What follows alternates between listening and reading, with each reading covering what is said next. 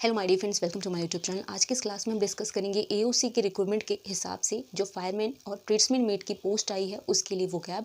पहले 2 क्लासेस आ गई हैं, अगर आपने मिस कर दी हो तो डिस्क्रिप्शन में लिंक है, वहाँ से देख लेना। तो बहुत सारे बच्चों ने फॉर्म फिल कर दिए हैं, बहुत सारे बच्चे फॉर्म फिल करेंगे और इसकी प्रिपरेशन भी करेंगे। की प्रिपरेशन से रिलेटेड मैं आपको एक बुक सजेस्ट करूंगी जो है चक्षु पब्लिकेशन की, जो आपके लिए काफ़ी हेल्पफुल होगी।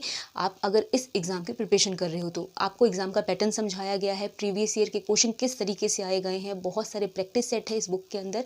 जल्दी से एक नज़र इस बुक पर देख लेते हैं।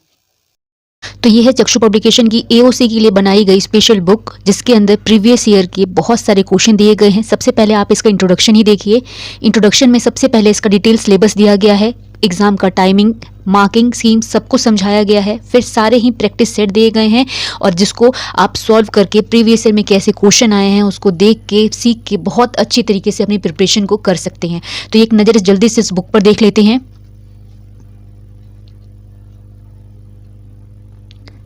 ये बुक आपके लिए काफ़ी ज़्यादा हेल्पफुल होगी। अगर आप ये बुक लेते हैं तो आप बहुत अच्छे तरीके से अपनी प्रिपरेशन को मजबूत कर सकते हैं।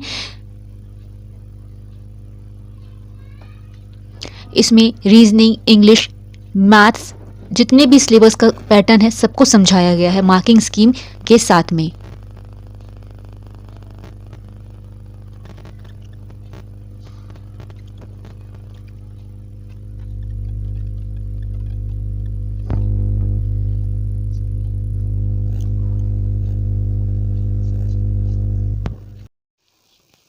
तो ये थी वो बुक जिसको आप इजीली अमेज़ॉन और फ्लिपकार्ट से खरीद सकते हैं। डिस्क्रिप्शन में लिंक है, वहाँ से जाके इस बुक को परचेस करें और अपनी तैयारी को और अच्छे से करें। अब विदाउट वेस्टिंग टाइम फटाफट से अपनी क्लास को स्टार्ट करते हैं।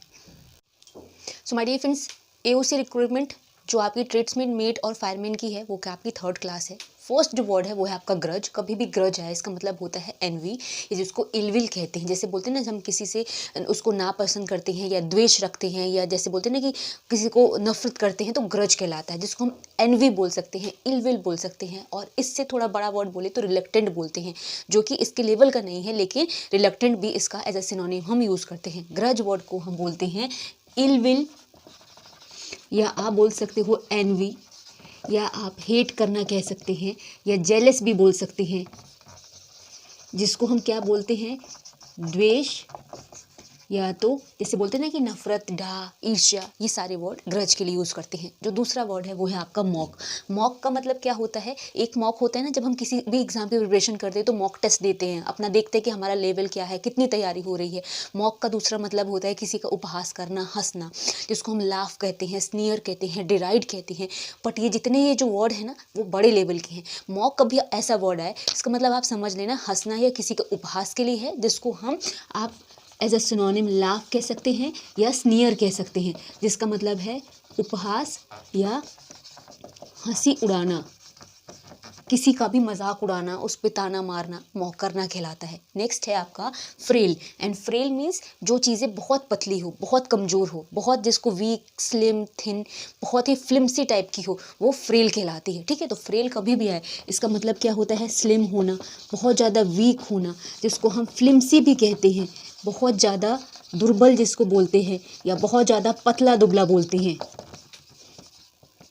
अगर इसका अपोजिट आए तो आप समझ सकते हो जो चीज़ें स्ट्रांग हो, जो चीज़ें थिक हो, जो चीज़ें मजबूत हो, ऐसा एंटोनिम आप फ्रेल के लिख सकते हो। दूसरा जो वर्ड है वो है आपका ब्लीक। ब्लीक मतलब वो चीज़ें होती है जो नीरस टाइप की हो, जिस रंगहीन हो। जैसे एक चीज़ होती है ना कि बहुत चमकदार, खुशहाल सी हो, तो ब्लीक उसका उल्टा है। ब्लीक मतलब जो चीज़ें रंगहीन, उदास सी, नीरस सी हो, उसको हम ब्लीक कहते हैं, जिसको हम डल कहते हैं, डिस्मल कहते हैं, ग्लूमी कहते हैं। ठीक है, तो ब्लीक मतलब क्या होता है, डल होता है, जिसको हम ग्लूमी भी कहते हैं, या तो डिस्मल भी बोलते हैं, जिसको हम रंगहीन कहते हैं, या जिसको हम नीरस कहते हैं। ठीक है, देखो आगे के वर्ड्स।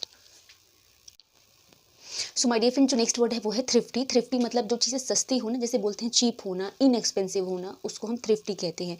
या जिसको हम ऐसे एज अ हम बोल देते हैं कंजूस भी, जो कम पैसा खर्चा करे, उसके लिए भी हम थ्रिफ्टी बोलते हैं।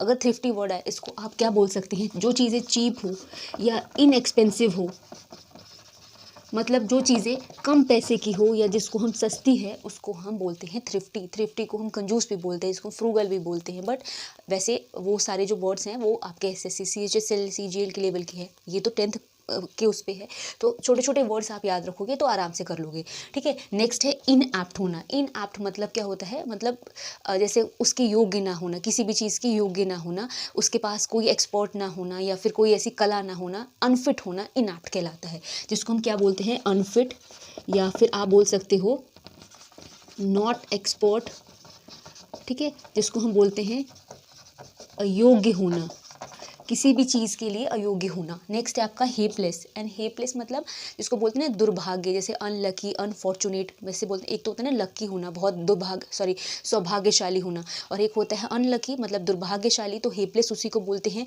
जिसको हम अनफॉर्चुनेट बोलते हैं, या फिर आप बोल सकते हैं अनलकी, जिसको हम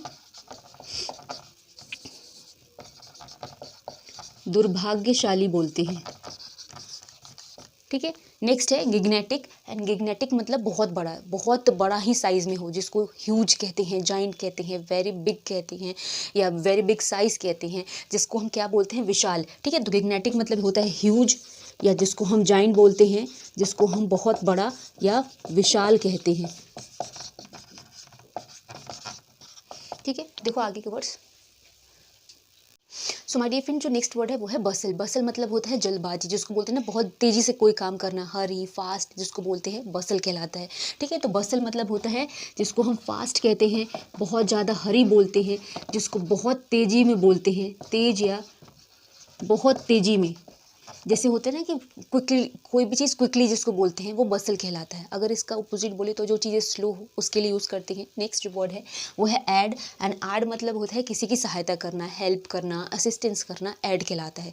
जैसे होता है ना कि आप किसी की मदद कर रहे हैं तो उसको हम ऐड कहते हैं। ऐड एक होता है जिसको हम बोलते हैं ADD, जिसको हम जोड़ना बोलते हैं, और इस ऐड की जो स्पेलिंग है वो AID है। तो ये एक बेसिक डिफरेंस है। इसका मतलब होता है हेल्प, या जिसको हम असिस्टेंस कहते हैं, जिसको हम सहायता कहते हैं, या किसी की भी मदद कहते हैं। नेक्स्ट है एपोलॉजी। एंड जैसे हम बोलते हैं ना कि माफ़ी, जिसको हम पार्डन कहते हैं, एक्सक्यूज़ कहते हैं, तो एपोलॉजी कहते हैं, या एपोलोजाइज़ करना बोलते हैं।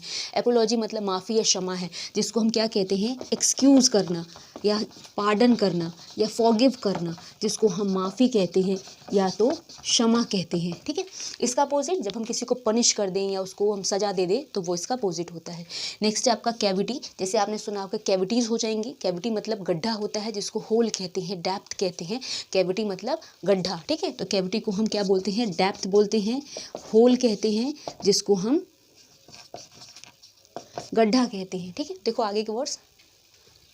सो माय डियर फ्रेंड, जो नेक्स्ट वर्ड है वो है आपका एले। एले मतलब होता है किसी को भी आराम देना, काम करना, सूद करना, पेसिफाई करना, शांत करना, ठीक है। तो जिसको हम क्या कहेंगे, काम, सूद, जिसको हम बोलते हैं शांत करना, जैसे होता है ना किसी को भी पेसिफाई करना, उसको शांत करना। फिर नेक्स्ट है आपका सीज। सीज मतलब किसी भी चीज़ को ख़त्म कर देना या रोक देना, जिसको हम स्टॉप करना बोलते हैं, ठीक है। तो सीज मतलब होता है स्टॉप, और डसिस्ट भी बोलते हैं, जिसको हम बोलते हैं रोकना, किसी भी चीज़ को ख़त्म करना। नेक्स्ट है आपका बाउंटी। एंड बाउंटी मीन्स जिसको उपहार, भेंट, गिफ्ट, डोनेशंस ये सब बोलते हैं, जिसमें प्रेजेंट्स, रिवॉर्ड्स, ये बाउंटी कहलाते हैं। तो बाउंटी मतलब होता है गिफ्ट, रिवॉर्ड, जिसको हम क्या बोलते हैं, उपहार या तो भेंट कहते हैं। सो माय डियर फ्रेंड्स, ये क्लास बहुत छोटी सी थी, आपके लिए हेल्पफुल होगी। यहाँ पे एंड हो रही है। मिलेंगे नेक्स्ट क्लास में, तब तक के लिए थैंक्स फॉर वॉचिंग।